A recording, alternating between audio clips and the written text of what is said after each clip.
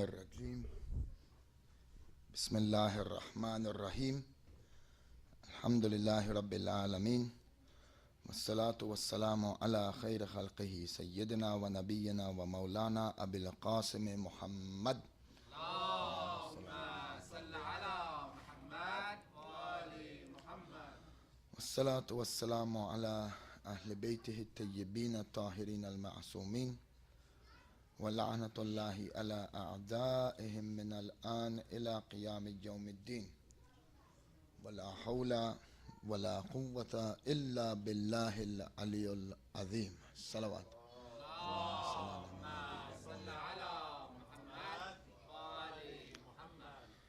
وأما بعد فقد قال الله سبحانه وتعالى في كتابه المتين بسم الله الرحمن الرحيم ولا تحسبن الذين قتلوا في سبيل الله أمواتا بل أحياء عند ربهم يرزقون صدق الله العلي العظيم صلوات. اللهم صل على محمد وآل محمد. Brothers and sisters, Assalamu alaikum wa rahmatullahi wa barakatuh. I extend my condolences to each and every one of you, to mu'mineen and mu'minat worldwide, to our leadership, Maraji Taqleed, Maqam Mu'azzam Rahbari. In this night that we are commemorating the shahadat of Hazrat Ali ibn al-Hussein, Imam Zain al-Abidin alayhi salatu wassalam.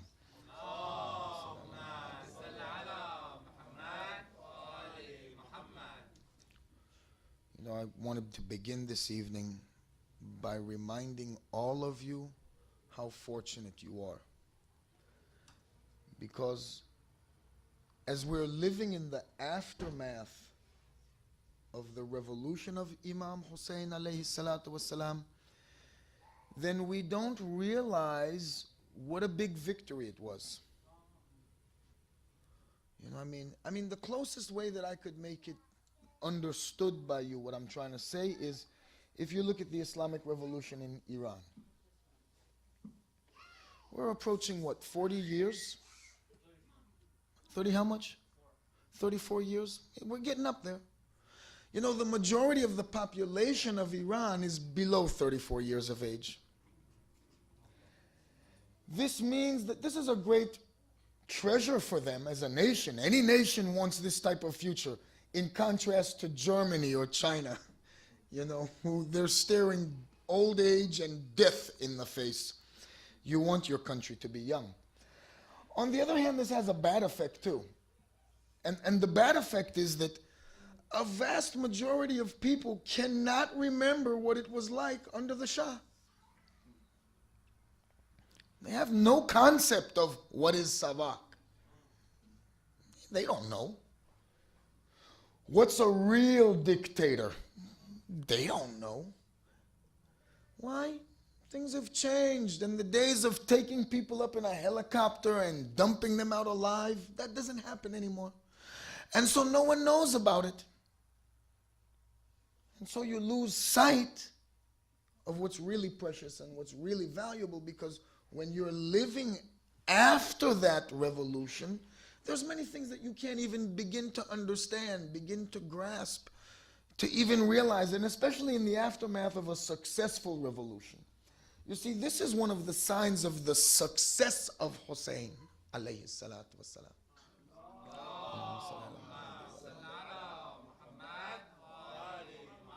You know, the measure of success is that you're successful to such an extent that what was before is not even comprehended. This is the success of Hussein and his revolution. That this revolution was so successful that in fact those who come in the aftermath of this revolution, and especially in these days after we've gone through now, masalan, so many other imams and are living in the age of the ghaibat kubra, that now we can't even fathom what was the condition in the time of Imam Hussein alayhi salatu wasalam. Send a salawat and we'll continue.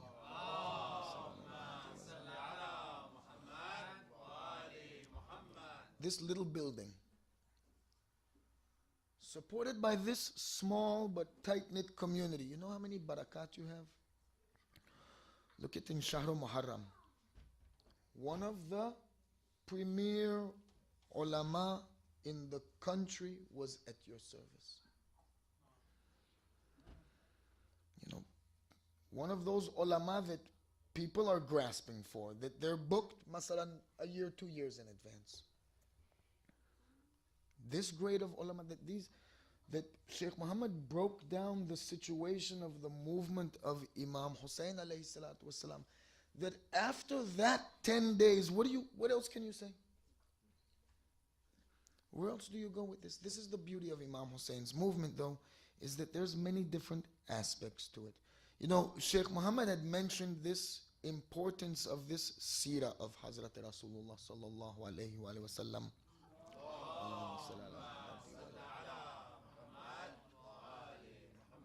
And the importance of this aspect of the movement of Imam Hussein alayhi salatu wasalam. That this was one of those foundations and cornerstones of the movement of Imam Hussein. This idea of ihya as-seerah, that life should be given back to the seerah of Rasulullah sallallahu alayhi wa sallam. And I think that it was made abundantly clear that the whole reason for this movement of Imam Hussein's was that the seerah of Rasulullah was in danger. Was in danger of being destroyed, replaced, overshadowed by other influences. And thus, Imam Hussein alayhi salatu wasalam had to stand up, had to rise, had to defend this seerah. Now, when we look at the history of Karbala and the incidents that happened in Muharram, you know, it's very easy because there are so many different sides to this divine movement that we can become mistaken. And we can become like, we hear the story and we understand something else from it. Like for instance, and we've dispelled this myth, and very few of us believe this myth in this center, but you'd be surprised how many people believe this myth. That for instance, it was the invitation of the people of Kufa that made Imam Hussein make harakat. Now many people still believe that the invitation of the people of Kufa to Imam Hussein, that this had some very important place in the movement. Attached to that Imam Hussein was going towards Kufa. There's one thing we have to make clear. A lot of us, we get mistaken. We read the story, but we don't understand the story a lot of times. Tell me, out of all these companions, he sits, he speaks with them, he invites them to his cause. Who does he offer the governorship of Kufa?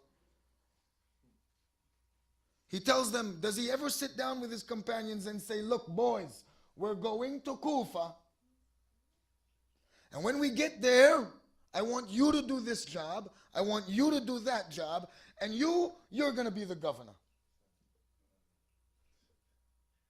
Do you see Hussein planning it all for the capture of Kufa? That's Muslim ibn Aqil's job. That's his job. Understand the tactics and the strategy of Hussein.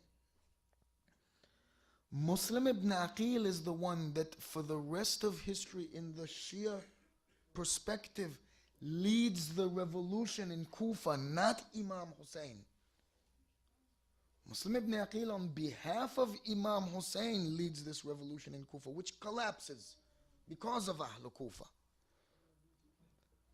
But we sometimes get confused. No, Imam Hussein was always going to Karbala. He was constantly preparing these companions that he gathered along the way, not for taking Kufa and controlling Kufa and overthrowing Banu Umayyah. And what we're going to do, we're going to establish a revolutionary court system and we're going to put Yazid on trial. There's none of this discussion. In fact, as Shaykh made very clear in his discussion, that Yazid played a very minor role. A lot of us think that Yazid played a big role. It's another misunderstanding we have. That Yazid played a big role in the movement of Imam Hussein. that they frame Imam Hussein's movement in the terms that Hussein's movement is based on him saying no to Yazid. No to Yazid is the straw that breaks the camel's back. Don't take this little incident that this is something important. No, this was that last element that beyond this, Imam Hussein would go no further. Bastige. That's enough. I'm not going any further. So don't get confused. Sometimes we get confused. We get misguided.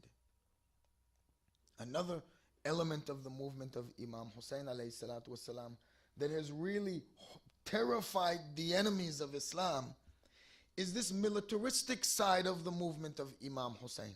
And although we know that the movement of Imam Hussein was never a militaristic movement, yet because of the bravery, heroism, sacrifice of the companions of Imam Hussein himself, his family members, now out of this comes a martial tradition. Really. I mean, you look at, for instance, just the symbolism of Imam Hussein's movement. The alam. You know, many of us, when we look at the alam, we see something that we love and it's a beautiful thing to us. But we can have the tendency to forget that what is an alam? An alam is a battle standard. You know, that's what it is. An alam is a battle standard.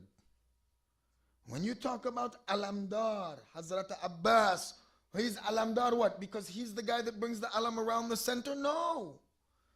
He's Alamdar because he was the one who carried that battle standard of Imam Hussein. Every army had its own battle standard, its own symbol upon which each member could identify its side.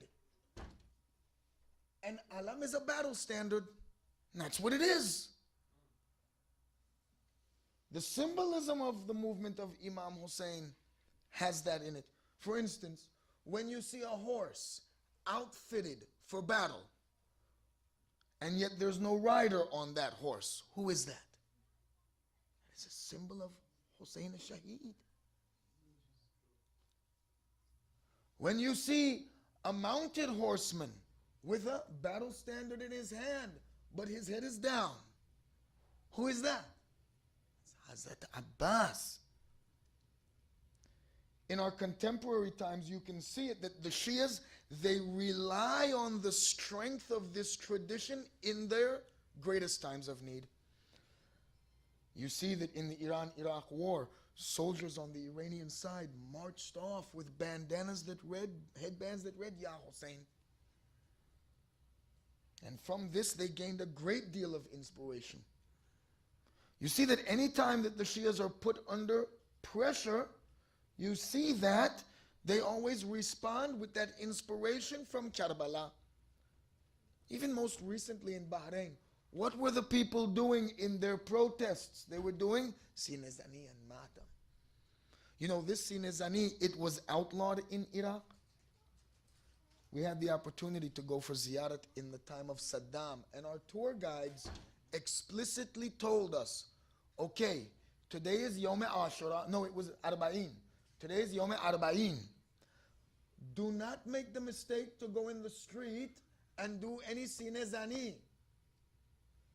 And there is no Majlis Husseini in public. We will have something in the hotel room later on, but there's no Majlis Husseini in public. There's no Sinezani in public. Why? Because Shias gain inspiration from the movement of Hussein, and the tyrants are always afraid of that. To the point that, look, in the time of Saddam, they gave no one access to the sardab of the grave of Hazrat Abbas, the shrine of Hazrat Abbas. They would allow no one to go inside there. Why not? Because you see, Furat, the river Euphrates, had made a way into the grave of Abbas. So Abbas, you can't get the water will come to you. the basement of Abbas's grave was constantly wet. And so they wouldn't let people in to see this. I'm sure you've seen the pictures. That the marble in the shrine of Imam Hussein alayhi salatu wasalam has turned blood red. It's not that this is red marble that was installed. This is white marble that was installed along with all of the rest of the white marble that's inside. But for some reason unknown, it's changed to red. So when we look at these things and we see the symbolism of Ashura, symbolism of Karbala take on this spirit, this level of inspiration, but we should always remember that the movement of Imam Hussein was never a militaristic movement. Even though we can gain that inspiration from it, even though the tyrants and the enemies of Islam may fear it for that reason, but the fact of the matter is the movement of Hussein was never a militaristic movement. I mean, he left Medina not even armed like how you set out on a long journey. This is what Rabbi Ayat says. Understand, Arabs always carried X amount of weaponry with them. You always had a dagger or a sword. And this was constant. However, these people didn't set out with spears. They didn't set out with a great deal of armaments and shields and armor to outfit everyone for battle and to prepare for themselves even a defensive army. When Imam Hussein sets out, he sets out with his family members to show that this is not a military movement. And all along the way, he discourages his companions from being the first to initiate any hostilities. In fact, he's ready that him, his companions, his family members should suffer before they begin the war. Only when people cry back at Imam Hussein, Ya Hussein, they're killing us. Then Hussein says, okay, now you can fire arrows. So we see that this movement was never a militaristic movement. Yet, I have a question for you then. This battle at Karbala, this revolution that happened there, what significance does that battlefield have in this movement? We give a lot of attention to the battlefield and what happened on that battlefield.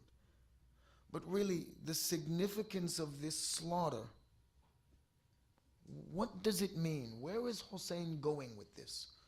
What is it that Imam Hussein alayhi salatu wasalam wants to achieve? Because certainly he didn't achieve a military victory on that day. There was no military victory. Yet the question remains then, what's the significance of this battlefield? You know, send a salawat and we'll continue inshallah.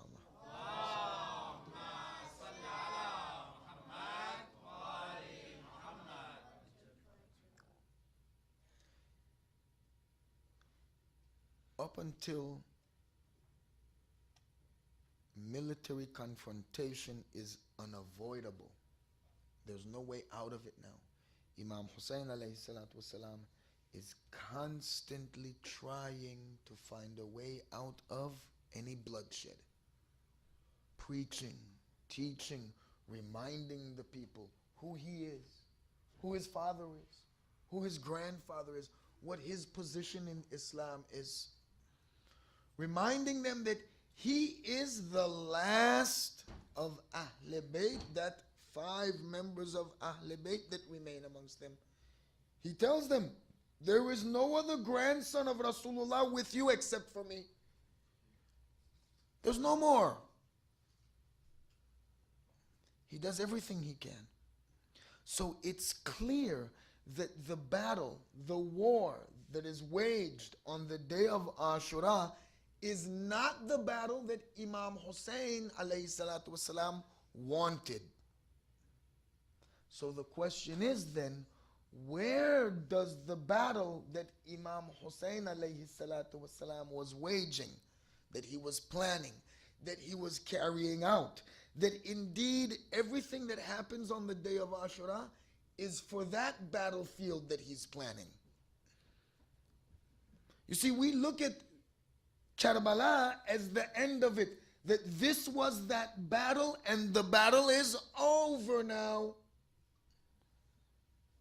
But Imam Hussein used the battle at Karbala as a tactic, as a part of a strategy in a greater battle. This greater battle, where was it to take place? Send a salawat and I'll tell you.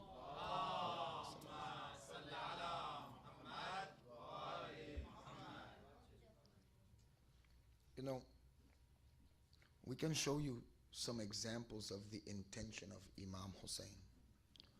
Where was the battle of Hussein to be waged? Where was he to confront the enemy and win? And that place can be shown to you in the person of the most powerful warrior of Imam Hussein's camp. You know, usually when we say the most powerful warrior in the camp of Imam Hussein, immediately everyone thinks Hazrat Abbas, Qamar Bani Hashim. Maybe someone would say it's Ali Akbar or Habib ibn Mazahir. You know, Hazrat Habib ibn Mazahir, he held a very special position with Imam Hussein. After losing Hazrat Habib and Hazrat Abbas, these were two losses that Imam Hussein alayhi salatu wasalam really he felt. Because you see, Habib was in charge of one side of his army, Abbas was in charge of the other side. So many people, we say that maybe one of these is that most powerful warrior. No. The most powerful warrior in the camp of Hussein, on the side of Hussein on the day of Ashura, was Ali Asgar.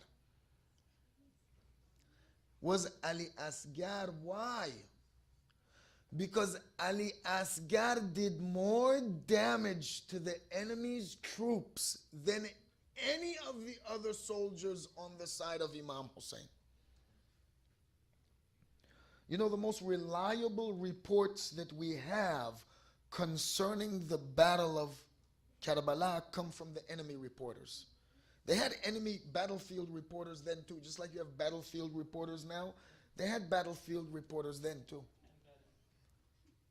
And this battlefield reporter, he reports, he says that we saw Hussein come forward with an infant. And he himself, he says that he couldn't hear what Hussein was saying.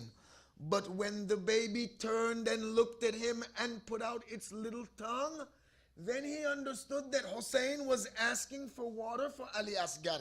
And he himself, he says that disarray broke out in the troops of the enemy. Some of them begin calling out, give him water. We should give that baby water. Others, they began weeping and wailing. And still others, when they saw this, they began pulling away from the battlefield. In the enemy camp, moving away from the battlefield.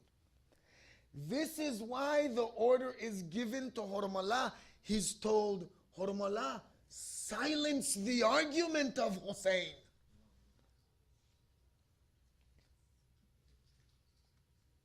Silence the argument of Hussein. The argument of Hussein is too powerful. Look what it's doing to the troops. If we let Hussein continue like this, then we'll be defeated at the hands of an infant. This is that battlefield that Hussein was planning for the people. That the battle happens in the hearts of the people. You cannot change a declining seerah, dangers to Islam, culture. You can't defend against that with a great battle involving swords and shields. You can only defend that and defeat the dangers to Islam in the hearts of the people. You can't just overthrow a government and change the heart of someone. Hearts have to be changed. And this is the reason for the movement of Hussein. All these other aspects to it, they are facets and different facets of a defined movement. But Hussein's movement was designed to change the hearts of the human beings. How can we prove that? You'll say, well, what proof do you have of this? Look, when Rasulullah sallallahu alayhi wa sallam was sent, he was sent with a wali, with a wasi. Why? Because this message, this Quran, it has to have a misdaq. It has to have a wujud khariji, an external existence. It's not enough that one perfect man comes and preaches this message and then he's able to get a handful of half-following people. This actually counts against that message.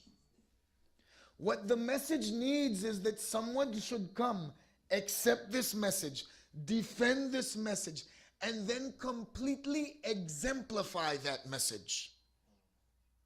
This is what begins the hujjat on the people. Because then the people say, well, he brought a message. And what is the example of his message? You say Ali. We have Quran and we have Hadith and we have Sirah and we have Sunnah. But we want a hardcore example. What's the hardcore example? You say Ali. We want to know how to do it. Not how to read it, think it.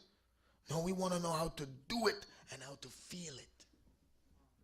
And that's only Ali. So, if Rasulullah sallallahu alayhi wa sallam, and for his message, it needs an embodiment. The message of Hussein also needs to be embodied in a person, exemplified in a person. The aims and the goals and the desires of the revolution of Hussein have to be combined in the one person of Imam Zainul Abidin alayhi salatu wasalam.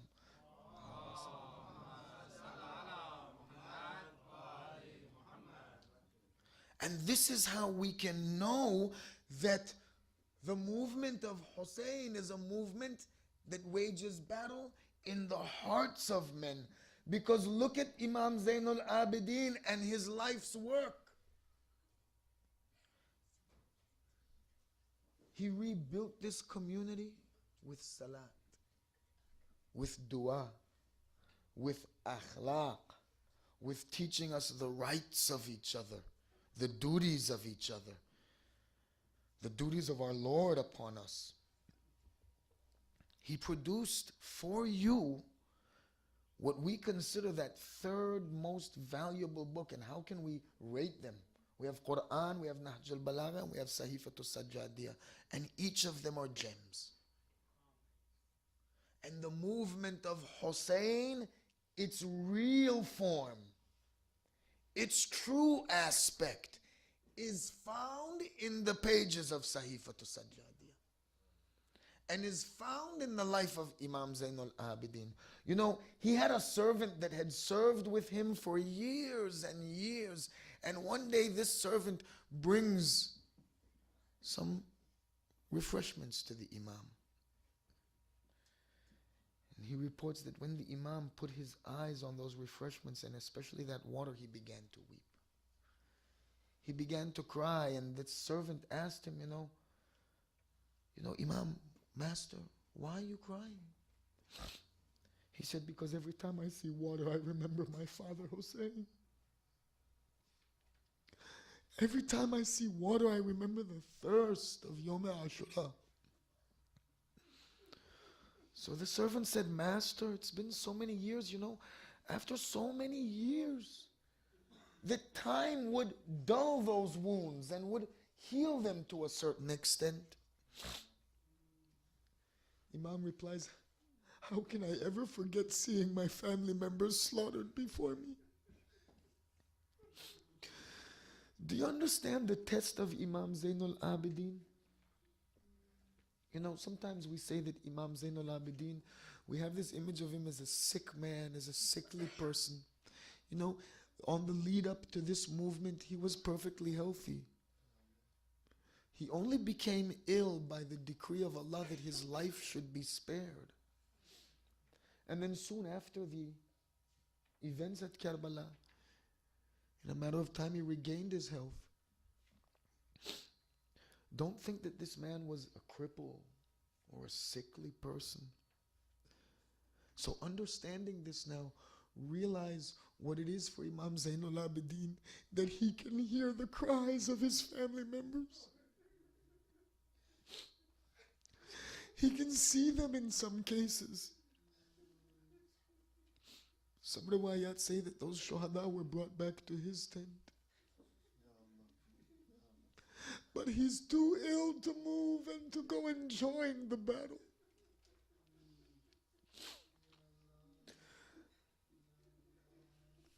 Each time he sees his family members coming back, the companions coming back, and they've attained shahadat, and he is stuck in his tent. When everyone else is gone, and only Hussein remains, and Hussein makes his final call. You know, there were some Bedouins passing in the desert, and they stopped for a moment upon falling on this scene, and Hussein tells them, look, in a moment I will make my call for help. You should get as far away from this place as you can.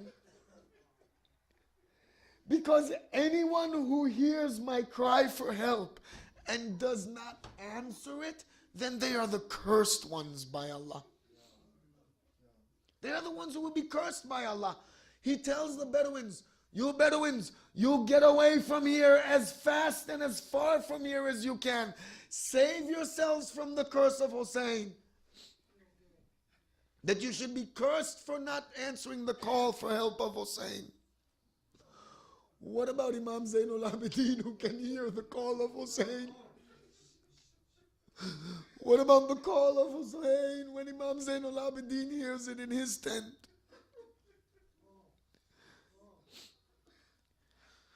Riwayat says that when he heard the cry of his father for help, he took his sword down. He tried to stand up once using the sword as a cane, but he fell over. He tried to rise up a second time, but he fell over. So Imam, he gives up on walking now. So he says, I will drag myself to my father. And he begins to pull himself out of the tent, using the sword to dig into the sand in front of him and pull his way out. Zainab sees this and comes and stops him. She says, where are you going? Look at your condition. Where are you going, dragging yourself on the ground? If you should drag yourself to the battlefield, what will be left? She returns him to the tent. She returns him to the tent. You know, some riwayat, they say that Imam Zainul Abidin did not smile until the heads of these Malaween were sent to him by Al-Mukhtar. That the first time he smiled after this tragedy, years after this tragedy, was when Al-Mukhtar sent those heads of those Malaween to him. After that, even after that, they say that he was never seen to be laughing loudly.